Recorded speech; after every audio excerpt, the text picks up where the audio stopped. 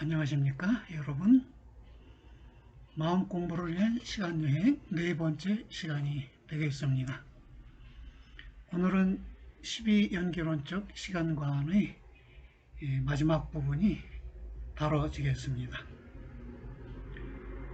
소주제는 시간의 근본의 불분명성이고요. 여기서도 근본은 시작점을 의미하는 것 같습니다. 전 시간에 무명이 시간의 시작점이라고 했는데, 무명 이전의 시작점이 뭐냐라고 물으면 알 수 없다, 이렇게 답변이 된다고 말씀드렸습니다. 제가 자료를 읽어보도록 하겠습니다. 왕이 다시 물었다. 나가세나시여, 그대가 말씀하신 바 사람의 생사에서 근본, 시작점을 얻을 수 없다는 것에서 근본을 얻을 수 없다는 뜻은 어떠합니까? 나가세나가 말하였다. 근본이 없는 것은 응당 거듭 탄생하지 않습니다. 근본이 있는 것은 응당 거듭 과거의 작용을 근본으로 합니다. 왕이 말하였다. 근본이 없는 것은 응당 다시 탄생되지 않습니다. 현재의 근본이 있는 것은 응당 과거를 이와 같이 근본으로 하면서 아직 단절되지 않은 것입니까? 나가세나가 말하였다. 그러나 모두가 응당 과거를 근본으로 하는 것입니다. 왕이 다시 물었다. 나가세나시여, 사람의 생사에는 정령 그 옆에서 증익하는 것, 증가하여 늘어나는 것, 곧 전생과 내생이 있습니까? 나가세나가 물었다. 왕이시여, 세간사람 및 일체의 활동하는 생물, 이런 부류에는 그 옆에서 증익하는 것이 정녕 있습니까? 없습니까? 왕이 말하였다. 나가세나시여, 나는 세간사람 및 일체의 활동하는 생물의 부류에 대해 묻지 않았습니다. 나는 다만 그대에게 사람의 생사에서의 근본에 대해 묻고자 합니다. 나가세나가 말하였다. 나무의 생성에서는 새싹이 근본이 되고 오곡의 삶에서는 곡식이 근본이 됩니다. 천하만물은 모두 각기 그 부류의 근본에 의해 생성됩니다. 사람은 육정 또는 육근, 안, 이, 비, 설신의 이 6가지를 육근 또는 육정이라고 부릅니다. 이것에 따르는 은혜를 근본으로 합니다. 그러면 간략한 해설을 보겠습니다. 근본, 곧 시작이 없는 것은 다시 생성되지 않고, 근본이 있는 것은 응당 과거의 작용을 근본으로 한다. 현재의 근본이 있는 것처럼 보이는 것도 사실은 과거의 근본이 있는 것이다. 태어나면 그것이 시작이고, 태어나기 이전에는 아무것도 없었다, 이렇게 말하는 분들도 있겠지만, 탄생 이전에 과거의 행업, 행위의 업적에 의해서 출생 여부가 결정된 것이다. 이것은 불교적 교리입니다. 그래서 과거의 근본이 있다, 이렇게 불교에서는 본다는 것이죠. 사람의 생사에는 근본의 증익이 있다. 어렵네요. 현재를 시작점, 출생을 시작점으로 했을 때 전생으로 증가됨이 있고 내생으로의 증가됨이 있다. 어떻게 이해할까요? 즉 과거가 현재에 영향을 미치는 한 과거는 있는 것이죠. 그렇죠? 과거의 영향을 받으면서 현재가 있다고 하면 과거가 있는 것입니다. 그런데 과거가 현재에 대해 더 이상 영향을 미치지 못한다, 그러면 과거가 없는 것입니다. 있는 건 있는 것이고 없는 건 없는 것인데 영향을 미친다고 해서 있고 안 미치면 없는 것입니까? 예, 에, 유심론이나 관념론에서는 그렇게 생각하는 것입니다. 영향력이 있어야 있는 것입니다. 영향력이 없는 것은 없는 것입니다. 그럼 수행은 뭐냐? 영향력을 없게 만드는 것입니다. 과거에 내가 잘못된 행동을 해서 현재 괴로움을 느끼고 있다면 현재 수행과 명상을 통해서 과거의 나쁜 행동이 더 이상 현재 나에게 영향을 미치지 않도록 만드는 것입니다. 그렇게 해서 현재 영향을 미치지 않으면 과거가 없게 되는 것이죠. 즉 과거가 무화되는 것입니다. 또 현재가 미래에 대해서 영향을 미치지 않으면요. 다시 말해 현재가 미래를 이야기하지 않으면 미래는 없는 것입니다. 현재의 나의 나쁜 행동이 나의 괴로운 결과를 미래에 가져올 수 있어요.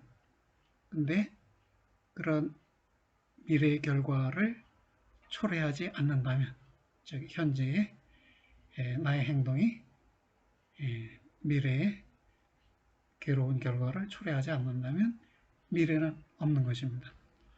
그러면 현재의 나의 행동에 의해서 과거가 무화될 수도 있고 또 미래도 무화될 수도 있고 아니면 과거가 힘을 얻어서 유력해질 수도 있고 미래도 힘을 얻어서 유력해질 수도 있는 것이네요. 그래서 이 대목이 좀 쉽지 않은 표현인데요. 사람의 생사에는 근본의 시작점의 증가, 증대가 과거적으로도 있고 미래적으로도 있다. 왜냐하면 현재의 내가 어떤 마음과 어떤 행동을 취하느냐에 따라서 과거와 미래가 무화될 수도 있고 과거와 미래가 유력화 될 수도 있으니까요. 더 읽어볼까요?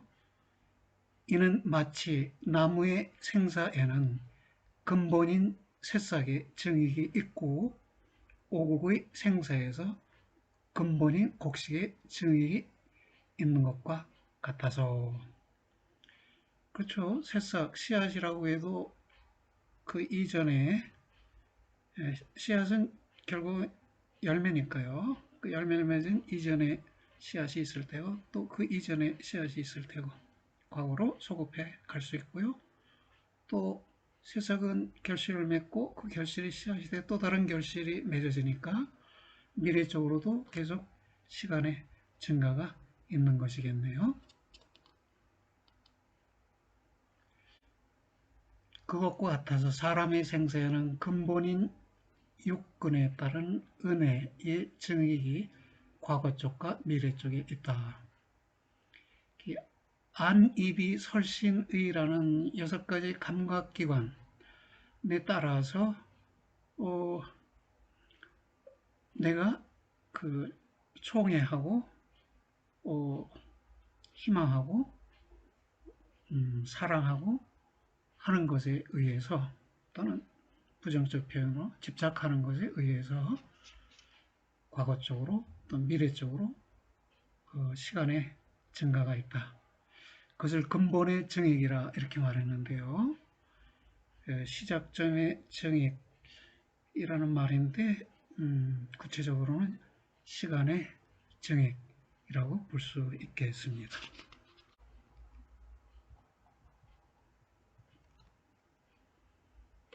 영문 번역을 보겠습니다. 왕이 말했다. 당신이 궁극적인 지점은 분명하지 않다고 말할 때에 궁극적인 지점이라는 말로 당신은 무엇을 의미합니까? 그 어떤 시간과 관련해서는 과거입니다. 그것이 왕이시여 내가 말한 궁극적 지점입니다. 그러나 만약 그렇다면 그것이 분명하지 않다고 당신이 말할 때 당신은 모든 것에 그것을 즉 궁극적인 지점을 의미합니까? 모든 것의 궁극적인 지점은 안 알려져 있습니까? 부분적으로는 그렇고 부분적으로는 그렇지 않습니다. 그렇다면 어떤 것이 그렇고 궁극적인 지점에서 알려져 있고 어떤 것이 그렇지 않습니까? 오 왕이시여 모든 형색에 있어서의 모든 것, 모든 양상에 있어서의 모든 것이 있기 이전에 무지가 있었습니다. 이것, 무지는 마치 그런 것이 아닌 듯이 우리에게 있습니다. 그것, 즉 모든 형색에 있어서의 모든 것, 모든 양상에 있어서의 모든 것과 관련해서는 궁극적인 시작이 안 알려져 있습니다. 그러나 있었던 적이 없는 것은 생성됩니다. 그것이 생성되기 시작하자마자 그것은 소멸됩니다. 그것, 즉 있었던 적이 없는 것과 관련해서는 궁극적인 시작이 알려져 있습니다. 그러나 존재여 만약 있지 않던 것이 생성된다면 그리고 그것이 생성되기 시작하자마자 다시 사라진다면 그러면 확실히 양쪽 끝에서 그렇게 단절되어 있으므로 그것은 전체적으로 파괴되어 있어야만 하지 않나요? 물론 아닙니다.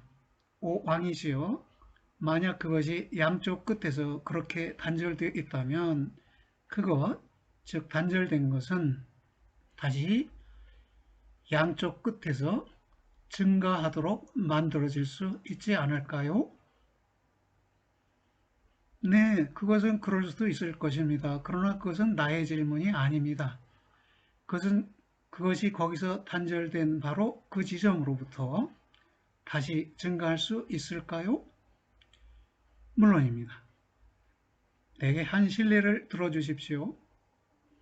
그러자 장로는 나무와 종자의 비유를 반복하였고 오온 다섯 가지 쌓임, 다섯 가지 모임이라는 것이 있는데요. 이것은 괴로운 만큼 그렇게 많은 종자들이라고 말했다. 왕은 자신이 만족한다고 인정했다.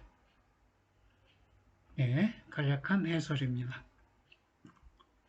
윤회의 시작은 과거에서 비롯되지만 그 궁극적인 지점, 근본, 시작 시간은 알려져 있지 않다. 그러기에 형색이나 양상을 지닌 모든 것에게 있어서 궁극적인 지점은 알려져 있지 않다. 형색이라는 것은 영어로 colorful form이에요. 색깔 있는 형태. 이 형이 형태고 색은 색깔인데요. 모든 사물은 색깔과 형태를 갖고 있죠. 이 사물을 지칭하는 가장 기본적인 용어가 형색입니다. 그리고 양상도 있죠. 변화하는 양상. 온전한 모습으로 있다가 쇠잔된 모습으로 변해가기도 하는데요. 이런 형색이나 양상을 지닌 모든 것에게 있어서 궁극적인 지점은 알려져 있지 않다. 통상 있었던 적, 곧 과거가 없다가, 과거에 없다가 이렇게 말해야겠네요. 통상 있었던 적이 없다가 생성되고 소멸하는 것에 있어서는 궁극적인 지점이 알려져 있다. 통상적으로 그렇다는 것이죠. 통상적으로 알려져 있다. 생성, 소멸하는 것에 대해서 생성되는 순간이 궁극적인 지점이겠네요. 이렇게 전후가 단절된 것에서는 그 궁극적 지점이 통상 알려져 있지만 그럼에도 그 단절된 것은 그 단절된 지점으로부터 양쪽으로 증가할 수 있다. 이는 마치 나무와 종자의 연쇄에 있어서 전후가 단절된 종자에게 증가가 있는 것과 같다. 오온 이것은 모든 유기적, 무기적 생명의 구성 요소들인 형색, 감수, 상념, 의향, 인식, 색, 수상, 행식 이렇게들 외우고 계실 텐데요. 행, 색, 수상, 행식, 색이 형색이고요. 수가 감수이고 상이 상념이고 행함인데 이것은 행동이라기보다는 운행, 마음의 운행이라는 의미에서 의향으로 번역할 수 있고요. 그 다음에 식은 인식 또는 의식 이렇게 번역할 수 있습니다. 이 오는 전후가 단절된 지점에서도 증가하는 것들이다. 이 형색을 신체라고 볼 수 있고요. 수상행식을 마음으로 볼 수 있어요. 그렇다면 몸과 마음이 합쳐진 오는 인간을 가리킬 수 있죠. 그렇게 해서 인간은 전후가 단절된 지점에서 증가하는 것들이다. 이렇게 해석할 수도 있고요. 또는 이 5개가 또 순서적으로 진행되니까요. 형색 다음에 감수, 상념, 의향, 인식 이런 순서가 있고 형색 이전에도 또 다른 과정이 있었겠지요. 마음작용은 일어났다, 중단됐다, 일어났다, 중단됐다 하니까 일어나서 진행될 때는 이런 5가지 과정인데 이거 일어나기 이전 단계에서 일어난 마음에게도 또 동일한 과정이 있을 테니까요. 그래서 전후가 단절된 지점에서도 증가하는 것들이다. 이런 해설이 가능합니다. 오온의 증가가 윤회의 연속의 원인이다. 윤회는 육도윤회라고 하죠. 육도윤회라고 그러면 육도와 6가지 세계인데요. 천상세계, 인간세계, 가축세계, 축생이라고 그러죠. 그리고 아귀, 배고픈 귀신, 아수라, 전쟁 귀신, 지옥 그렇게 되나요? 그렇게 해서 이렇게 천상, 인간, 축생, 아귀, 아수라, 지옥 이 6가지 세계를 돌고 돈다. 윤회라는 건 돌고 돈다 그런 뜻이에요.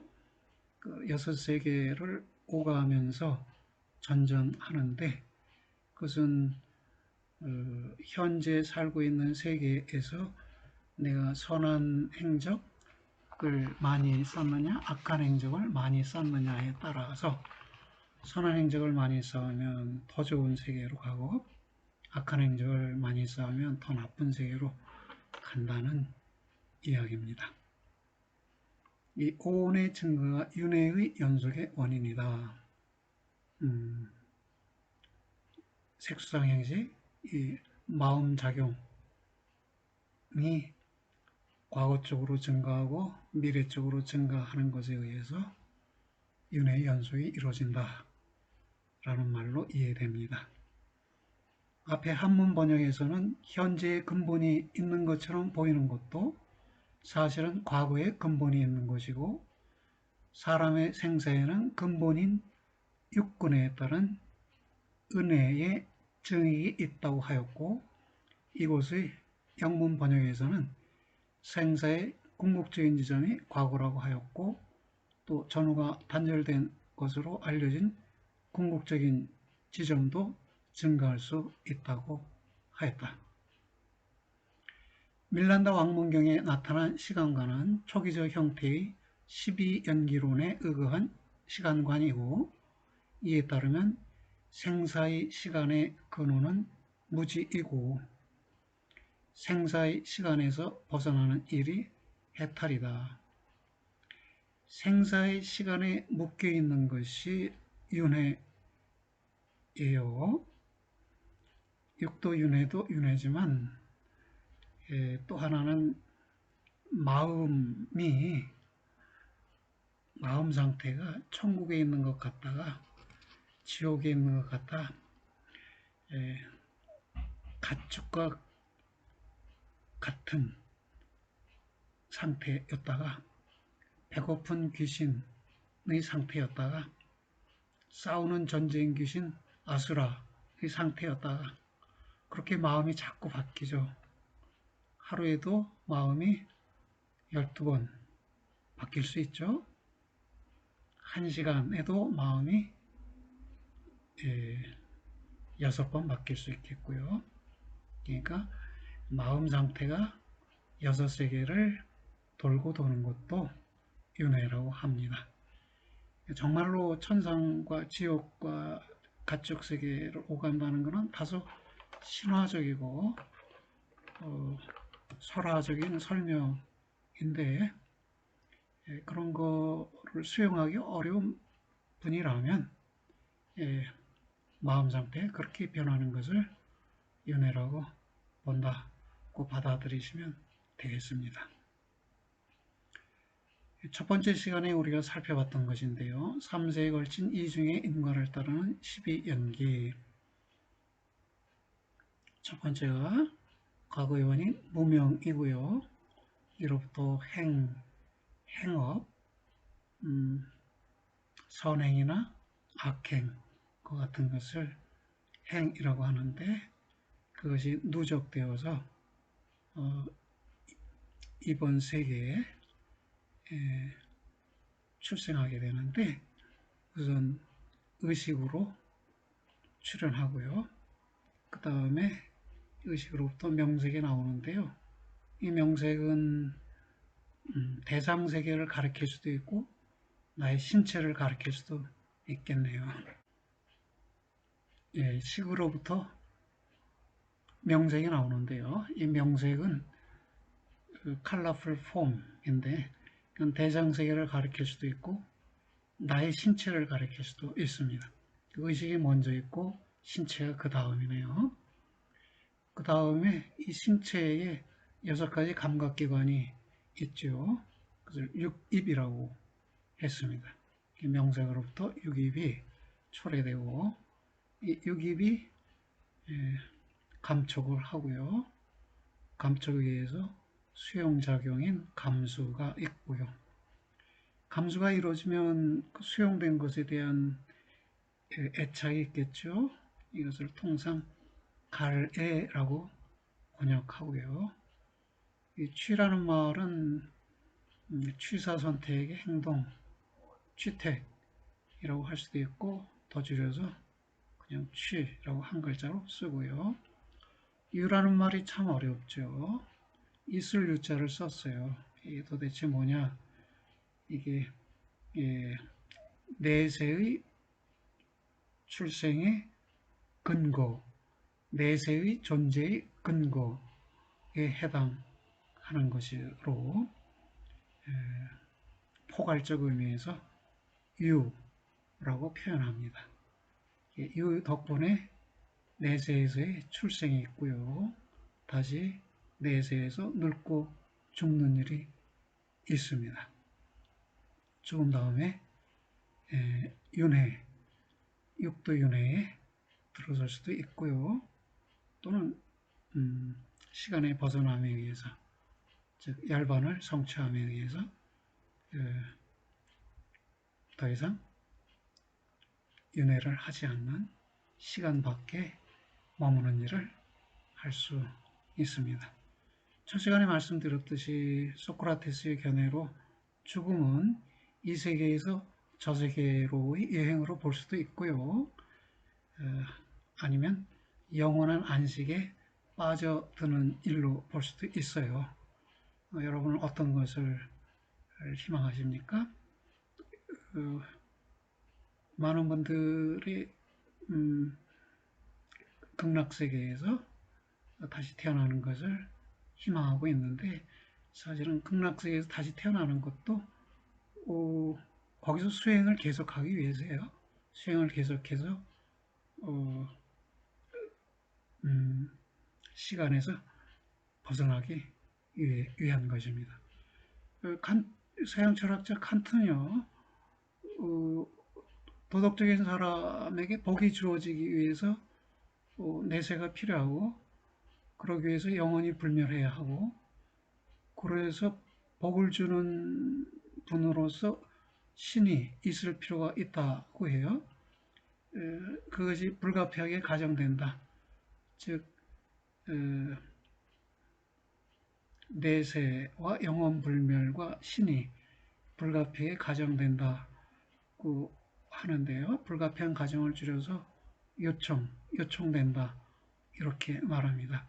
근데 칸트에 의하면 그 내세에서 복을 받는 사람이 하는 일이 뭐냐면 완전한 도덕을 실현하기 위한 노력을 하는 것이에요. 거기에서 먹고 마시고 즐겁게 지내는 게 아니라 자신이 지닌 도덕적 선을 완전하게 완성시키는 노력을 하게 됩니다. 마찬가지로 불교에서도